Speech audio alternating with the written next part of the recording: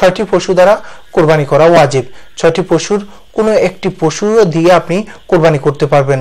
1 নম্বর হচ্ছে গরু, 2 হচ্ছে মহিষ, 3 হচ্ছে উট, তারপর হচ্ছে ছাগল, দুম্বা, বেড়া। এই 6টি পশু দ্বারা আপনি কুরবানি করতে পারবেন। এই 6টি পশু যে কোনো একটি পশু দ্বারা আপনি যদি কুরবানি করেন, আপনার কুরবানিটা হয়ে যাবে।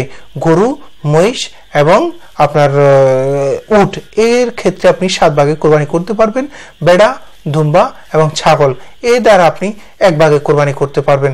কেউ যদি চায় যে না আমার তো এগুলো দিয়ে তো সামর্থ্য নেই, আমি একটা হাঁস দিয়ে, একটা মুরগি দিয়ে, বা আমি একটু টাকা পয়সা হলো আমি একটা বাঘ দিয়ে, একটা সিংহ দিয়ে এই আমি কুরবানি করবো, এগুলা দিয়ে আপনার কুরবানিটা করলে হাসি তামাশা ছাড়া আর কিছুই হবে না। আমরা এই 6টি পশুর বাইরে আমরা কোনো পশু দ্বারা কুরবানি করব না। এই 6টি পশুর বাইরে কোনো পশু দ্বারা আপনি যদি কুরবানি করেন, আপনার পশুর কুরবানিটা আপনার গ্রহণযোগ্য হবে না। আল্লাহর সাথে হাসি তামাশা ঠাট্টা ছাড়া, বিদ্রুপ ছাড়া আর কিছু হবে না। এই জন্য আসুন আমরা এই 6টি পশু দ্বারা আমরা কুরবানি করি, আল্লাহর দরবারে নিজেকে, নিজের অর্থটাকে আমরা বিলিয়ে দেই, উৎসর্গ করি। এই 6টি পশুটা হচ্ছে গরু, মহিষ, উট, ছাগল, বেড়া, দুম্বা। এই 6টি পশু দ্বারা আমরা কুরবানি করব ইনশাআল্লাহ।